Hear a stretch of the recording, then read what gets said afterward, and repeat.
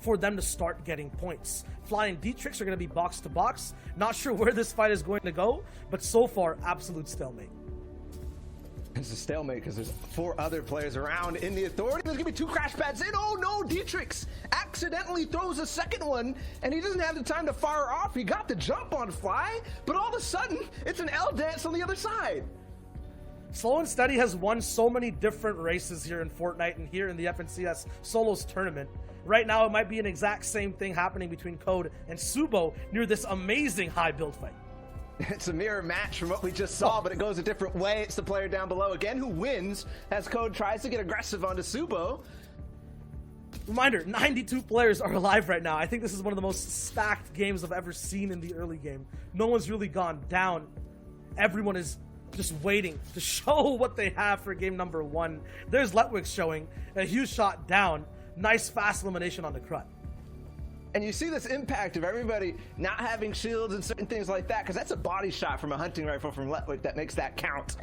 Another player down. Hopefully Letwick can now get some shield. That ends up being a lot of the time what makes the difference. Now we're looking at Wolfie's on the backside. He's going to start W King as well. Playing aggressively with the crash pads again, but another player on the side of the mountain takes shots as well. That might be the sign for Wolfie's to slow down, but no, he does not. And he continues forward, and Surprise is gone. And no one can stop the big bad wolf when he's at your door. He just blows that straight right down. Wolfie's there. A box fight once again finished in record time. Ooh, but this is scary right here. Letwick has found himself Noah Riley, 2 of the better players in the server right now, and he's actually throwing stinks. I think that might have been a mistake, maybe trying to also detect where Noah Riley is. Letwick still did not get to those shields. He's going to go in. It's white damage on the other side. That means he's low HP, and he's got him in a complete box. But the crash pad, it gets Letwick away. And now there's actually breathing room on both sides, but the zone is going to start moving. Might be final breaths, so look at the HP totals for Noah and Letwick. There is the drop down, but it's not going to be a pop off for Noah Riley. He gets taken out in the first game. Letwick has 2 eliminations on 2 big names. Over all the FNCS qualifiers going down in game 1 to Letwick, who we've seen in these stacked lobbies at World Cup, taking very, very huge fights and long fights in the mid game, whether he wants to or not. He's so good in those situations and proving it once again. Against Noah Riley, another box fight, another box dive. It's Versa this time onto Benji 4K. He's down, and there's starting to be a lot of congestion on this south side. You might be wondering now, why is there this congestion? Why are people starting to get into box fights even more and more? That pesky surge from the sky will start to damage you. Amar right now, all he's trying to do is get in a position. Another player might need surge. He's going to be in a box. Attack is working out. That compact SMG runs out, and Amar takes an elim and gets way above the surge where he needs to be. Surge is one thing, but remember, these guys are still playing Fortnite. The zone is coming in. They have to know the fundamentals of where they need to be. Amar has been taken aback by this fight now and is trapped between 5 different people shooting him with ARs. He needs to find a way in. He can't just end this with 1 point. He needs to play for that placement. Nice aerial shot, but it's not enough as Vitate goes flying through the sky. No, actually, holding him from zone. Nice burst AR tags. This is very simple, just too easy for Janus. I've seen this fight happen multiple times over and over in a row. He's already hit white tags, has a charge pump, and this man has only run away the person he's facing. There's the AR spray. He's out, and he has to be considering, should I keep landing here against the FNCS Invitational Champion? Well, we're already in the 3rd zone. Who knows where Hikana is actually playing this Steamy Stacks, how he's rotating through. That's something to consider in this very first game out of 6 that we'll see today in the heats. This will be solos, though, that Analex is going to be playing, so he will not have the help of his teammate Nate, who we saw play, I believe, yesterday in heat number 2. It's all up to him and his brain, his rotations, his positioning, and it's perfect. Moki getting sniped out. That is so unfortunate. Andalex is going to take a step forward, try to pick up the loot, but that has to hurt for Moki. You got to be very, very vigilant when you're looking at when you're taking fights here. Andalex will be the one watching you. You mentioned Reason is also nearby looking at what is going to be done for the 4th zone already. There are these back-to-back close box fight eliminations on rotations. It's looking like endgame right now, but it's literally just the 4th zone. These guys are sweating so hard. That's a key factor to pay attention to. Got those empty zone situations where you're on one of the sides that don't really have congestion. Wow, nice shot there from Light. This is the person we were talking about just previously. Really good player, consistent over time, and this is why Hellfire 2 taken out. Light is just playing this perfectly for solos, just setting up traps over and over, knowing exactly where people want to rotate. But given the fact that he only gets one and he only stays at 75 total builds, maybe that's not the case. Got to be very careful though if you're Light, Jamside, or anyone in this little bit of a treehouse treehouse box build fight. There's another shot. I was about to say it's gonna be very easy to pick up eliminations back to back. Good for Jamside taking out Bercolino, but it's gonna be very tough to rotate after this. It's so secluded, so isolated, this position. Everyone is letting these fights happen. As soon as these guys move, all eyes will be on who comes out of the forest. I don't think these guys will be able to survive that run. ADN, a recent solo Cash Cup winner. Cartoon, who played significantly well throughout the qualifiers. He's 40 below, but 2 players need to go down, and there's a free elim inside of the box for him. Well done. It is poised to go west, and that's where a significant number of players are. You can already see Andalex has gotten a significant spot on height. There's Toos as well, potentially in the 5th zone, and potentially again with Kit's Shockwave Launcher. We'll get confirmation on that a little bit later, because that could be a sign of Toos's reign.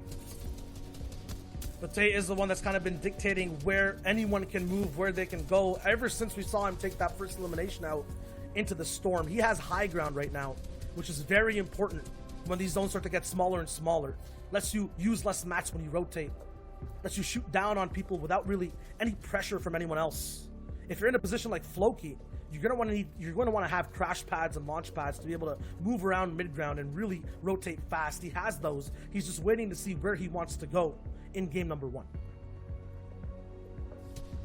And his setup is out of rickety rig. He's been dropping there all season long, so looks to be like he's doing well in that regard. No elims just yet, so something to consider. The 2 points that have come through for placement is what he has right now, and a guaranteed launch pad and mobility out of that. Nice play, heads up to see another player in a box that he can go ahead and take that wall, because that player's distracted, focused on something else, focused on another player in the vicinity. But when you come into these end games, there are literally so many. Now's the time for him to go for the loot. He potentially could go grab it, but no.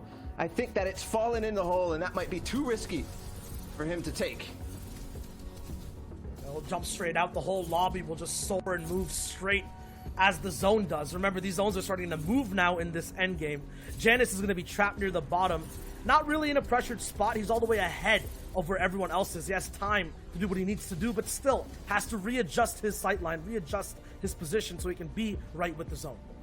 A bit of a fumble on that zone right there. Takes a number of ticks, but I'm sure he's in now. Yes, it was about 4. Reason is still up in this game, and I saw him get 2 elims thus far. Janus has had a couple as well.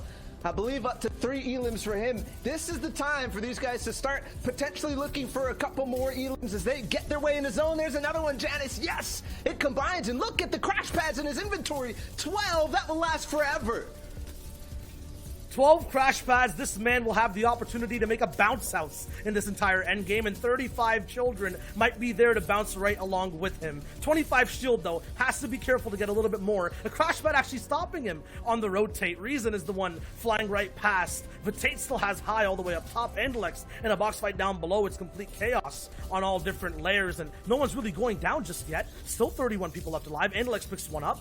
ST's looking for his next spot. A trap being set, and AR will be the thing. He beams someone all the way to the backside of zone, gets that elimination, moves out afterwards.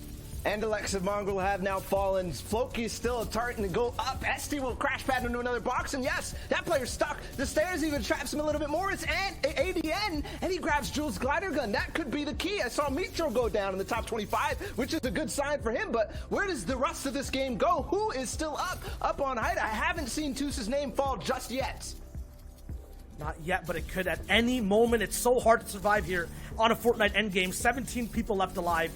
Wise is going down. Esti is still all the way up front, almost hitting double digits of points. 2 eliminations. He's playing placement. Wolfies is alive in this endgame, picking up another one. There is the never mind. onto Wolfies. He's going down.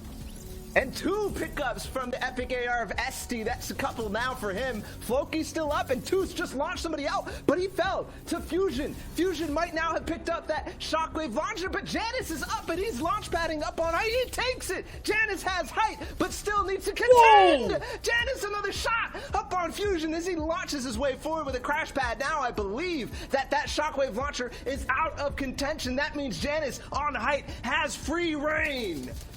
Dropping down from the heavens and landing a blessed shot. What a play from Janus. Floki PCH will be the ones to basically take all the rain of his fire all the way from up top there. It starts now. Janus is beaming down. On the right side of your screen, you can see Floki. He has to adjust. Ultimate low ground. What a shot from the right side. Esty, though, is surviving right in front of him as he's looking to control the ultimate low ground. Now Janus is still up top. Floki in the storm. Another quick pickup. And now it's 3 people left. Janus up top. Floki and Esty down with a fight. 1v1. Janus is the one to third party it, though. He's dropping down even lower. Esty with the quick drop down. A trap set and gotten. Esty now with so many eliminations, he picks up another. It's a final 1v1 between him on low ground and Janus on height.